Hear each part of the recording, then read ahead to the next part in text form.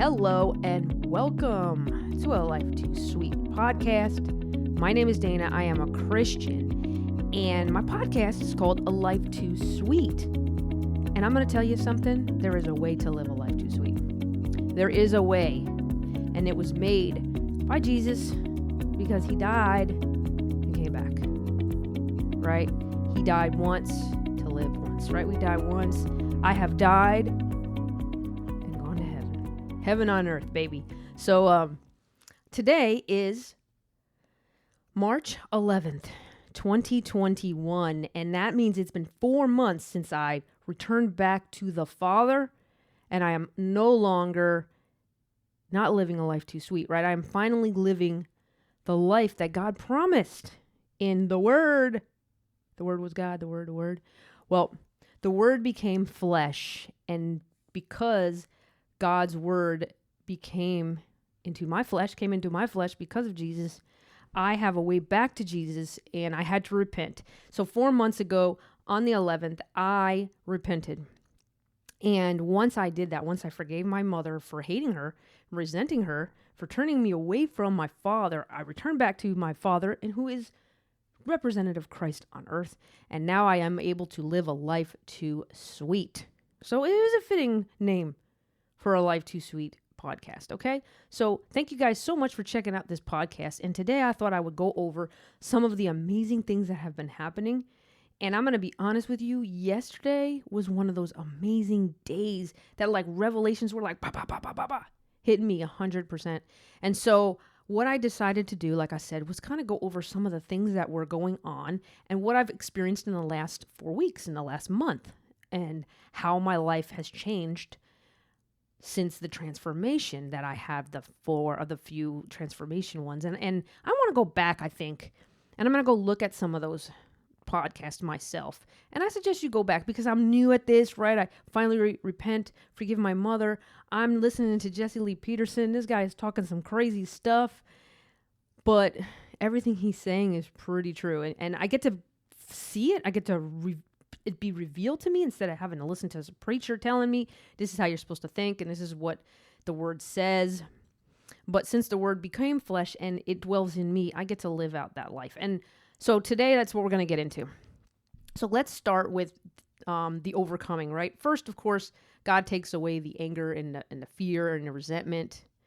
But at first, I noticed the anger being gone, but I didn't really notice the fear being gone. I still had some fears, but I'm starting to see some of the fears in my life to where, especially with the COVID thing, I've realized that like I don't need to fear it. I just live it. I also have something going on with me. I guess I'll say it. What the heck, right?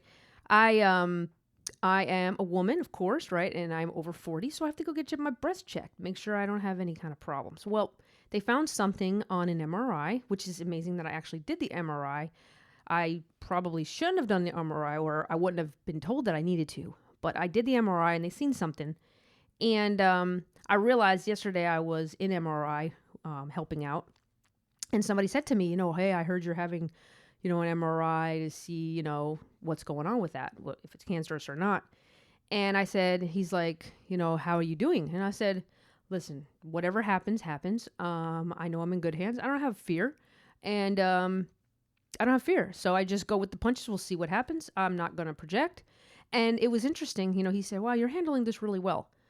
And I realized that like I had no fear. And back in the day, I would have had more fear. And I also had some fear, to be honest with you, at first. And it was weird because it was like I could feel the fear for a second. And I knew it was in my head. Like I knew it was Satan in my head. And I just kind of sat there. I didn't overreact. I just relaxed. And it went away. And the weird thing is I was able to see. And that's another thing that I've noticed this month. The visualization, the being able to see it, tangibly see it in my life, that the fear goes away, and I can visually see, okay, this is Satan talking now. So I'm catching that. It's a lot more clear. This month, I have to say the last 2 days has been like, whoa. So that's one thing that's been going on. The other thing is I'm starting to see the world for really what it is. And it is so amazing to see how opposite what they say is true from what really is happening. And I see it in so many things. Like I watch a lot of, I watch a reality TV show. I do watch one, Teen Moms, and I talked about it before.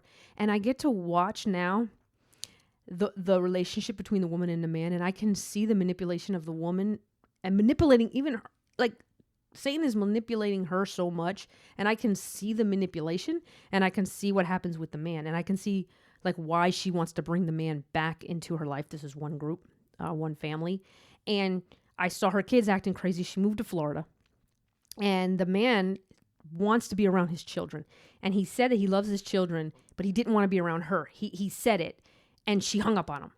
And then he calls back later on another segment showing that he really wants to be with his kids. Now she's down in Florida. He's missing out his kids. I don't remember where they're from. They're from up north somewhere, maybe North Carolina or something.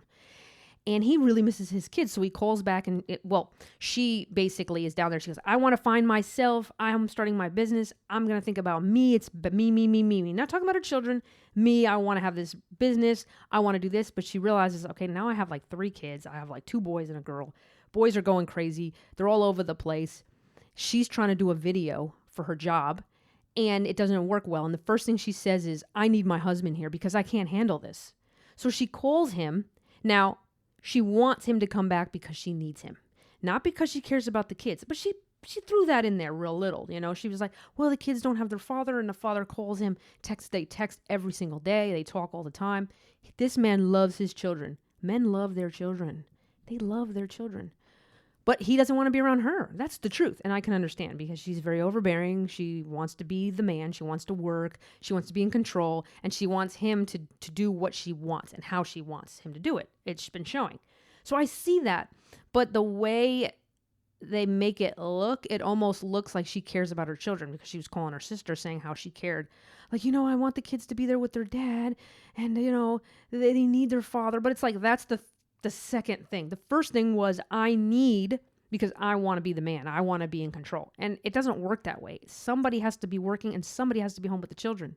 It has to work that way or it doesn't work.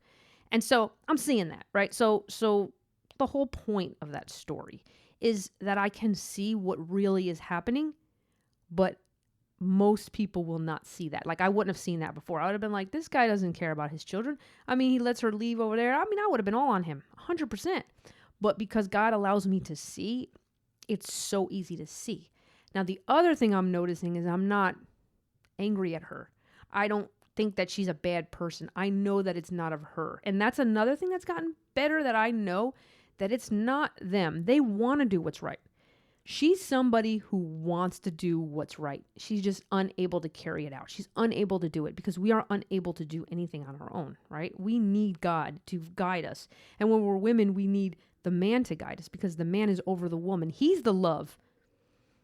He has the love. If you're married, your man is over you, and that's the way it is. You have to go through him to get to God, to understand love. That is the way God made it. That is what it is. That is the order of man. When we go out of that order, it messes everything up.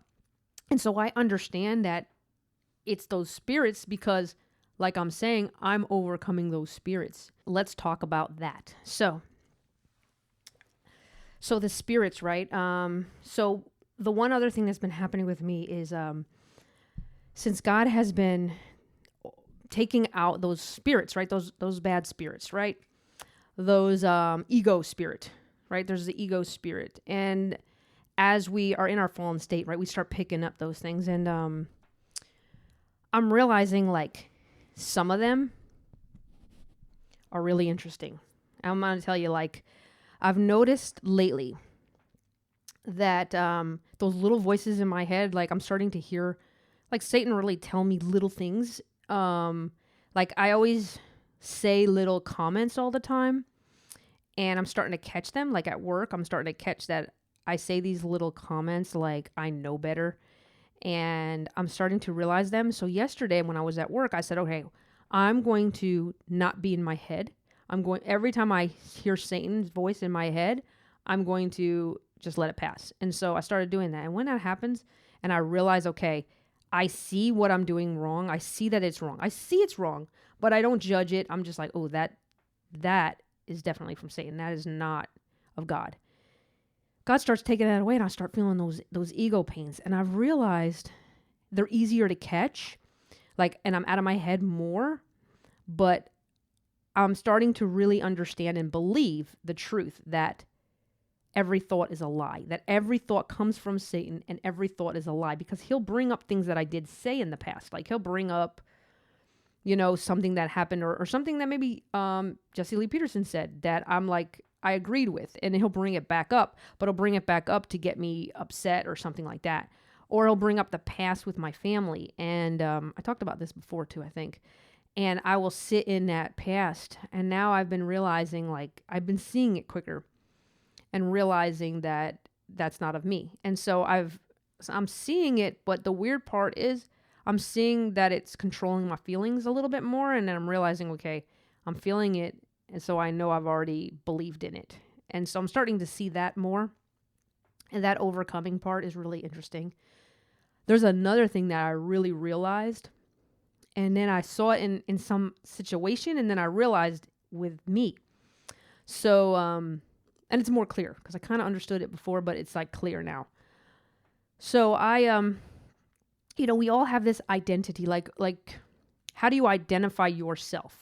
And we put ourselves in these categories, right? And I'm going to give you some of mine. So there was a time when I was DJing that I wanted to be a DJ. I want to be known as a DJ.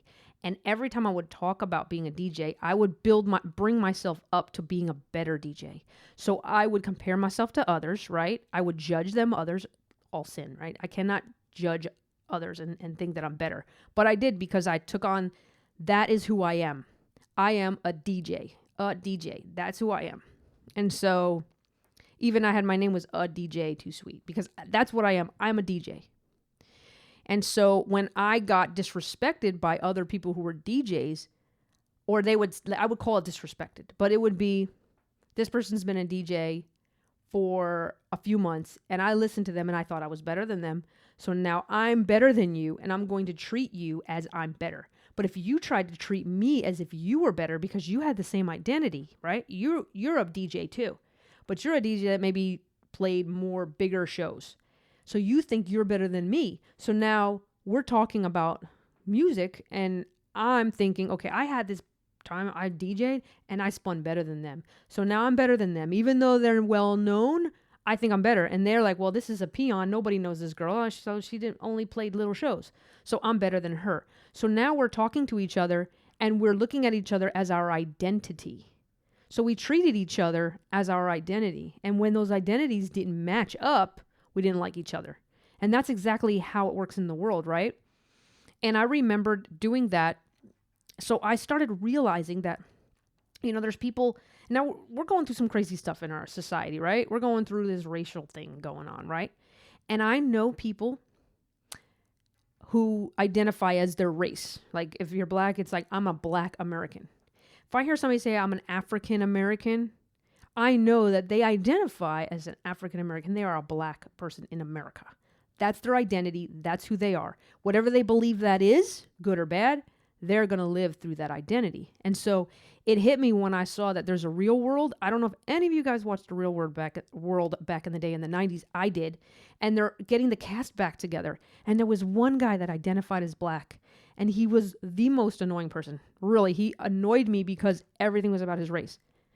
And that was his identity. That's who he was. He wasn't, I think he was a writer or something like that. I remember he wrote in a magazine or something. And I think he's become bigger in that. So now he's become bigger, right? So now he has that ego, right? That ego, I'm better because I've done this. And now, so he has that ego and he's black. So he's using those two identities as I'm better than you and whatever you say is beneath me. And the funny thing is they showed a clip and somebody said, I don't know if I say this is going to sound racist. And he said, that's because you're racist. And I said, I remember he used to say she was racist in the show in the 90s. His identity never changed. He's still angry, and that's his identity. And you are the enemy because you do not align with his identity. And if you're a white person who supposedly aligns with his identity, are you really my enemy? Because you're white, and I don't identify with you because we don't identify. And that is what's going on in our world. It's so simple, right? I can see that. But how can I see that? Because I was able to see myself. And that is the next thing that I've realized. who I truly am is not the identity that I made up. I'm not an X-ray tech, CAT scan tech, and MRI tech, right? I do those things for a living, right? I do mostly X-ray and CAT scan. I really don't really do MRI much, but I have my license. So I thought, that's who I am. And I have a 3 modality. I'm just somebody important because I have 3 modalities. And I deserve to be paid more. Now, I am working in both CAT scan and X-ray. So if they do have that, and I'm glad that they're paying me 100%. But does that make me, that's my identity? No, that's my job. That's how I get paid. They pay me. I come home. So my identity is not on what I do for a living. It's not what color of my skin. It's not that I'm Italian, right? My family's from Italy. Do I know anything about Italy? I have no clue what it's like to live in Italy. No clue. My parents don't even know. They're not from Italy. Their parents were from Italy, right? So I have, my ancestors are from Italy. Does that matter? Do I become an Italian woman? Am I a woman who's Italian? Am I a Christian woman? Well, yes, because my identity comes from Christ. Because I am either of Christ or of Satan. I'm either living through the gut, living through the Spirit of God, or I'm living in my head through Satan. That's it. It's that simple. It's not hard. It's that straight and narrow path. It's straight. It's you are a child of God. You are a spirit, and that's who you are, Dana. And that's your identity. But God's given me some certain things, and he's given me a little bit of my personality. It's still there. Like, I'm still silly and I'm goofy. And I still have fun. But some of it, I noticed, like, God, I know that Satan played with some of the things that God gave me and kind of made me say things that maybe aren't very nice, you know? And I'm catching them now. But it's like he even tried to get involved in that. And that's what makes me crazy about Satan, because he got in there and allowed me to try to destroy myself. I've lost jobs and stuff like that. And now I'm realizing, like, my job is my job. I'm not here to preach. I'm not here to bring everybody to God. But when I come on here, I like to talk about God, because look at what is happening to me. I'm changing. I'm growing. I'm living this life that is amazing. And I'm going to tell you the next thing I've noticed this month. Working has been amazing. I love going to work. I don't go, I got to go get this patient. It is just like, I get to go get this patient. You know, it's so weird. It is so weird. So I'll tell you a story that happened last night that talks about this, okay? So last night, it was busy in MRI. And so one of the girls leaves, and I called and said, hey, you guys going to need me to work over there in MRI? And they said, yes. I went over to MRI. I'm there. We finish. I usually leave at 10, but this MRI ended at 11. And I'm allowed to leave whatever time it ends. And if it's busy, I can stay and help. So I looked on the list, and CT, CAT scan was busy. X-ray was busy. And so I'm talking to the guy there in MRI, and we're having a really good conversation and stuff. And my thoughts were, you know what? It's busy over there.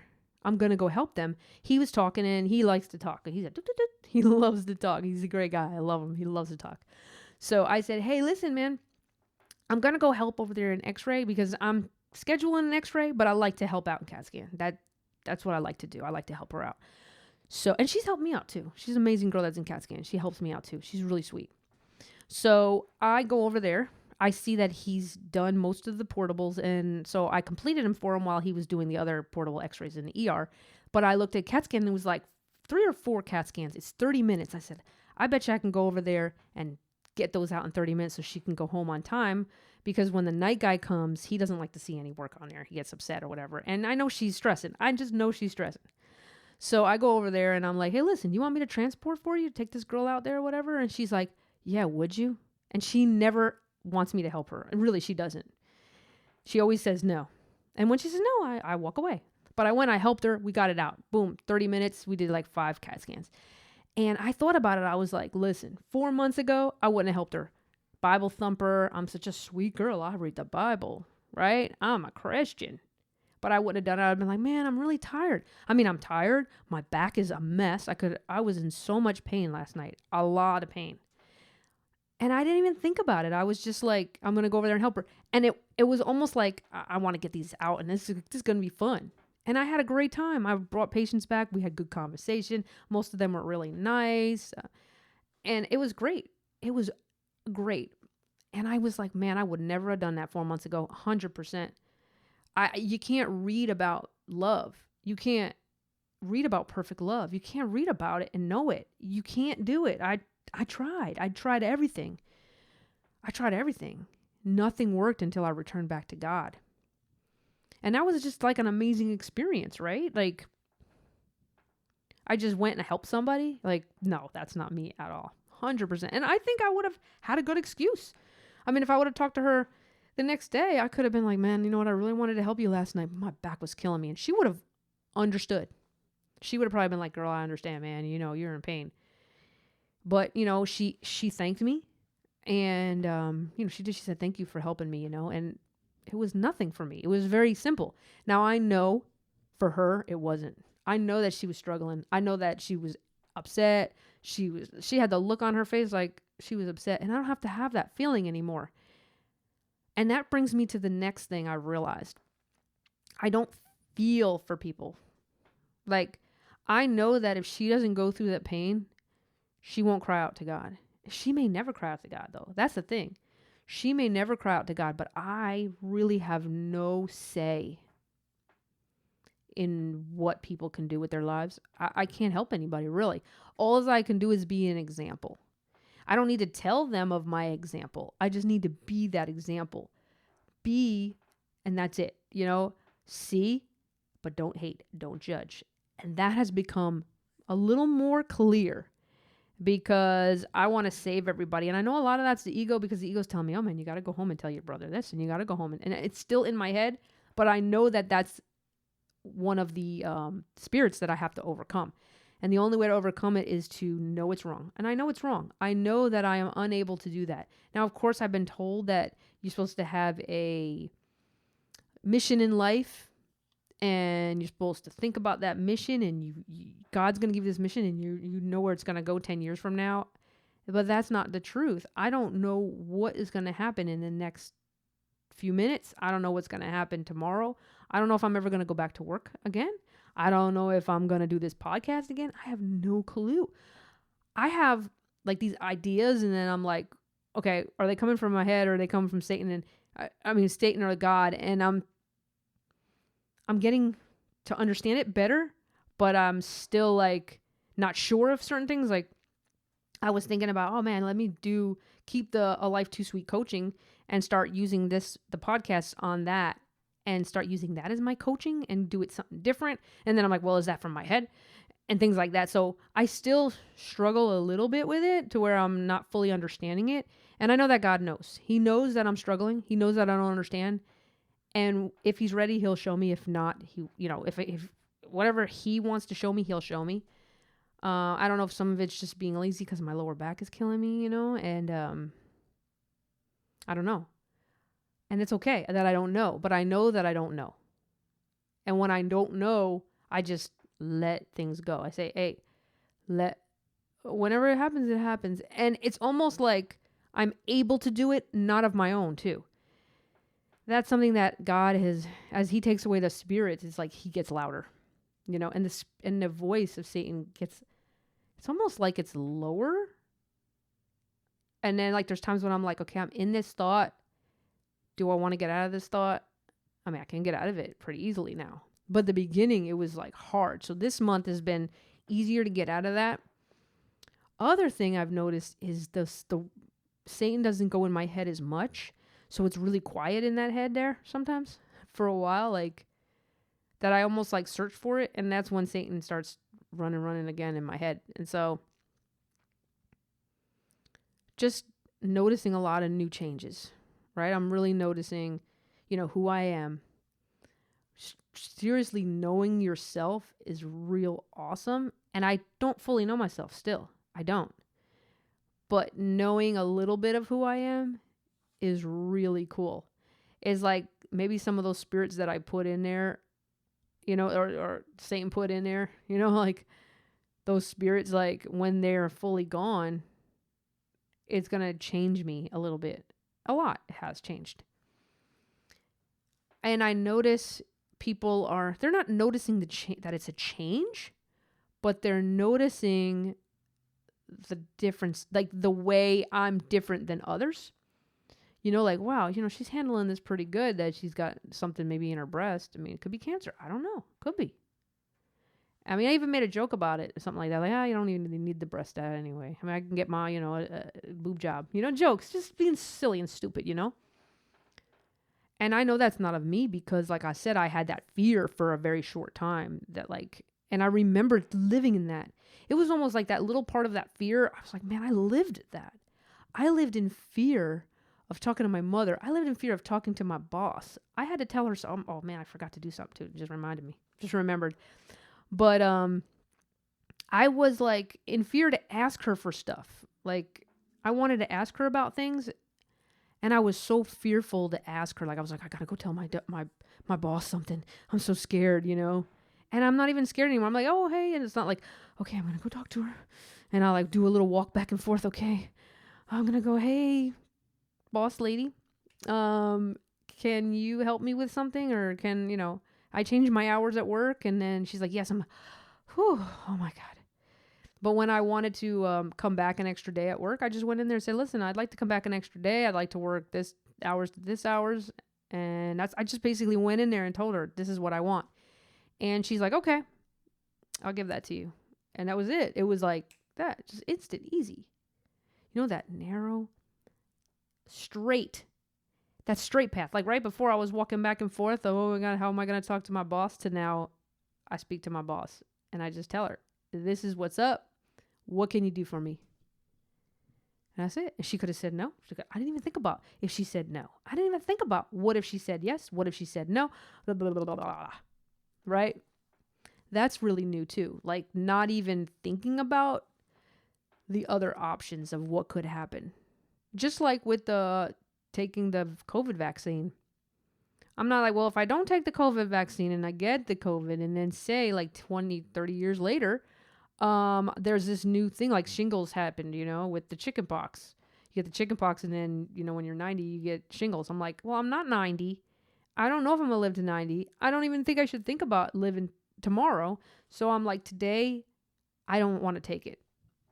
I don't think I'm ever going to take it. I don't think I want to take it, but I don't really know. I'm not taking it today. I don't know. And when people ask me why, I think my brother asked me, he's like, why do you want to take it? He's like, nothing's happened to anybody. You've seen people take it. I said, yeah. And then he kind of walked away, which is great. That's one thing I like about him. He doesn't really keep on with me. He just wants to whatever. I don't know what he wants to do, but at least like I don't have to worry about it. I just go, okay. But it's weird because I don't really know why. I just don't. Sometimes I just don't know why. I just don't. I'm not getting an answer. God's not said go get it. God's not said not to go get it. So I just don't get it. If I was going to go get it, I'd probably walk in and just go get it, I guess. I don't know. And it's okay not to know. I don't care. And it's not like I just don't care. It's just like I just don't even think about it. I don't even know, And that's the other thing, like with the emotion. That's another thing I'm seeing, like how Satan just loves to use your emotions.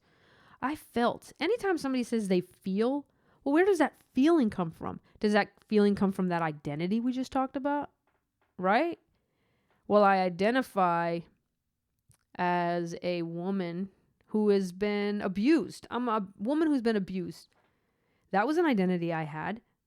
I used that identity and I hated men for years because I took what one person possibly did, I made it seem like they did something worse to me, and all men are bad. And anytime a man gives me a look like he's interested in me, that I'm pretty, he's a guy that wants to rape me. That's how I saw it. That sounds crazy, but it's not crazy. We saw AOC do that with the Capitol thing. When I watched her, I was like, that's all emotion. That's all fake. I don't even think that even happened. I don't even think that guy went to her. I think she probably made that whole thing up, but think about it. Even if he came in and he was out there, this cop, to try to help her, she saw this white man, because she hates the white man, and he's a man. White man, oh my God, I was raped before. She said that she was assaulted. How was she assaulted? Was it something, or however she said, she said she's had issues in the past. I don't know what she identifies it and how she identifies every man that comes in, because I did it. I know exactly. And when I saw that, I was like, that's all emotion. When I watched this Oprah Winfrey interview, I watched emotion, and now, like, I'm watching it right now. She doesn't have Prince Harry or whatever. He's not there with her, and these women are already making the assumptions of what happened on the other side. We don't know what really took place. We're hearing one woman's side who has her preconception in her back that's already there, like that identity. She already knows who these people are. But does she go to those people and ask them, why did you say this? Why did you do? No, she already knows because she feels. And I watched this like, wow. And then now, of course, the race card they throw in. And the poor guy is subject to this woman. And I watch it like these emotions are just so evil. And it's like Satan's over there going, I got these girls emotional, and this poor guy, he's not going to be a man. He's not going to be able to help her. He's going to be my son, and she's going to be my daughter, and I'm going to control them, and I'm going to keep them angry, and I'm going to keep the narrative going, and I'm going to destroy every man. He talks about destroying every man and woman. Well, that's how he does it. Emotions. Brings you up, brings you down, right? I'm feeling good. I'm feeling good about myself today. But tomorrow, when I get whatever is emotionally hurtful in me, I can fall and I can lose everything. And Satan is laughing. And God's going, are you going to call for me? You're going to call me out? I'm going to show you a little truth. But the more angry you get, the further away from God we get, the more Satan has control over us. And the more evil things he's going to do to us. Because he creates the murderer. He creates the sex addict. He creates the drug addict. He allows you to do those things. And he gets you to do them. Because he has no power. That's the thing that I've realized too this month. He has no power. I hear him and I can say no. When I'm driving home at 12 o'clock at night and from work, and I'm like, McDonald's is over there. And he's like, oh, you should have McDonald's because you're really hungry. And, come on, you didn't really eat a good meal. And you didn't really like that fish. It wasn't that good. You need to eat something with more taste on it. He tells me these crazy things. But if I don't listen and I let it pass, the first day, that happened to me. The first day I was like shaking. And I was fighting. Like, shut up, Satan. Get out of my head. Get behind me, Satan. I'm not eating that McDonald's. But that's the struggle, man. The struggle is real. But the only way to overcome these things is to return back to God. And somebody said something to me like, can we stop something forever? Like if we're a drug addict or something, can we stop doing drugs forever? And you know what? I've seen people in recovery programs that stay clean for 20 years and they're miserable, right? Because they go to something else. I was away from drinking and everything like that. I wasn't drinking. And I'll tell you, the thoughts of drinking were gone. Like I had no thought.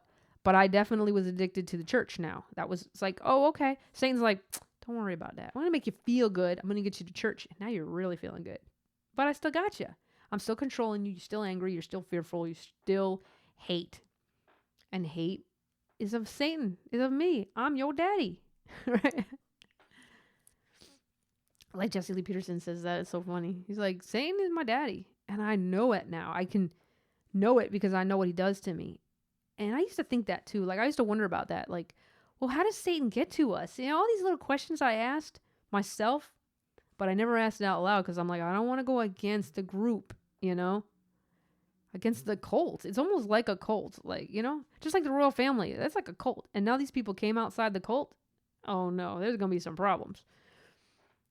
There's going to be some problems out there, right? And it's weird because I know we have this thing too as humans or as America, I don't know as what, but that if people go to church, they're Christian. But then everybody in the church believes something different. And then they could take, the Bible verse, there's quarrels among you. This one, I follow this one, I follow that one. And then it's like, okay, I could use that, I could use that as my excuse. But it did make sense to me that some of those things didn't make sense. I wasn't changing. I wasn't growing. I wasn't getting better. And here's something that was interesting too, and I'll probably end soon here. I remember when I was in the Celebrate Recovery. It's a Christian-based recovery program, like a Narcotics Anonymous type of thing, but it had everything. Anger, and I was really trying to deal with my anger.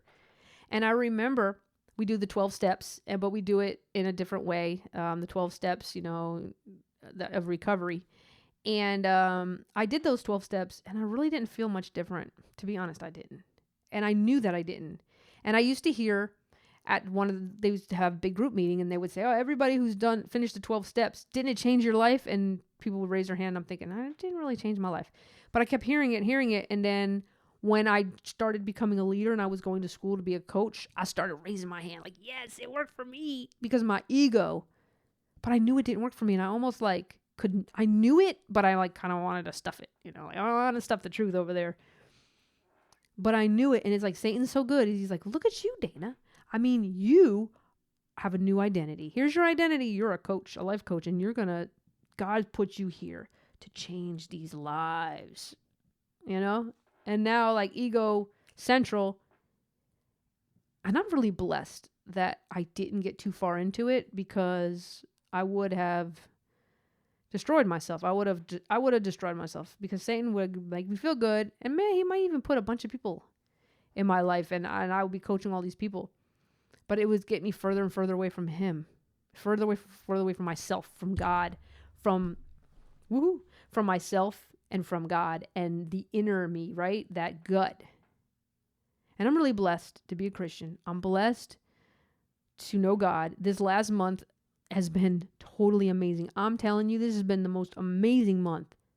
Living in the Spirit, most of the day. It has been amazing. And, if I want to know myself, I've got to ask myself, God, who am I? What am I here for? Who am I? And what do I need to do to change? I need your help. I can't do it anymore. And I'm going to tell you, there's something that really helped me. I do promote this Jesse Lee Peterson show. I don't have any affiliation with his show, but he has something called the Silent Prayer. And if you look it up, I like the one on SoundCloud, the audio. It is a silent prayer, and it's really cool, because he has you put your hands kind of like you're praying, and you just quiet your mind down, so that you can hear from God instead of in your head. And it really helps. It helps you to know yourself, know thyself. Don't let no man teach you. The teacher is within. The kingdom of heaven is within, and it's in you, just like it's in me. The Spirit is there. He will guide us. I do suggest, if you really want to know yourself and live a life too sweet, live the most amazing life and know truly who God is, and live out everything that it talks about in the Spirit. Live it out. Live as Christ did. He's your brother. He died already. It's done. I really suggest doing the silent prayer. It is amazing. Do it in the morning and at night. Listen to Jesse Lee Peterson's show. He kind of helps you get to yourself. And I'm telling you, if you really want to know yourself, you will know yourself. If you are open to learning about yourself and knowing God, you will find him. He's within 100%. It's just we got to cry out to him and say, hey, show me myself. Who am I? And also he has a show, Jesse Lee Peterson show. It is Monday through Friday. It is at 9 to 12 Eastern Standard Time. He's actually in Pacific. I think it's 6 a.m. Check the Jesse Lee Peterson JLP show he has on YouTube.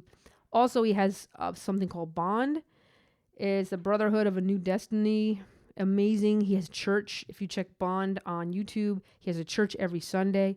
It's a fellowship where he talks to the people there. He gets to know each other. He helps you find you. He doesn't tell you. He doesn't preach to you. He doesn't sit behind a pulpit and preach to you. He tells you to find it within, because it's within. And if if you're interested, check it out. Really, check it out. Even if you think I'm crazy and you say, hey, Dana is nuts. She's crazy. She's stupid. She don't know what she's talking about. That's okay. That's okay. Suffer. Keep suffering. And then when you're ready to call out to God and live a life too sweet. Oh my goodness. God is so amazing. You will be so amazed at who he is.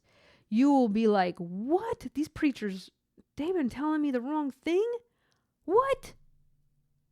So the last 4 weeks have been amazing. Like I said, seeing things, revealing things, it's been awesome. And I'm so glad to have this podcast. It's really fun. I had a great time. I hope you enjoy it. Please check out all my podcasts. They're on a Life Too Sweet coaching podcast, all major podcast sites. Podbean is my hosting site. If you want to check that out, you can subscribe, send it to your friends. Check it out. Send it, put it on YouTube. I don't care. Put it somewhere. I'm on YouTube, A Life Too Sweet. If you're checking this out, you get to see the video as well. Please share it. Subscribe. Hit the subscribe button. Hit the bell. I really want to get the truth out. I really do. I really, really want to get the truth out because it's amazing. It's really cool. I don't know what I'm going to do next. I really want to get into something new. I want to get into maybe live, really talking about what's going on in the world and why it's there and what's happening, what's really happening in our country, because I want America back. I lived in the 80s as a kid and I loved America. And I still do. I love my country. So let's get it back. Only way to do it is to return back to God. Forgive your mama. Seriously, forgive her. Because you're no better. I'm no better. We can do nothing of ourselves. Nothing. So true. So guys, thank you again for checking out my YouTube, A Life Too Sweet, and my podcast, A Life Too Sweet Coaching. I will see you all in the next podcast. And remember again, God is good. He never changes. He's good all the time. You guys have a good one, and I will see you in the next podcast. Bye.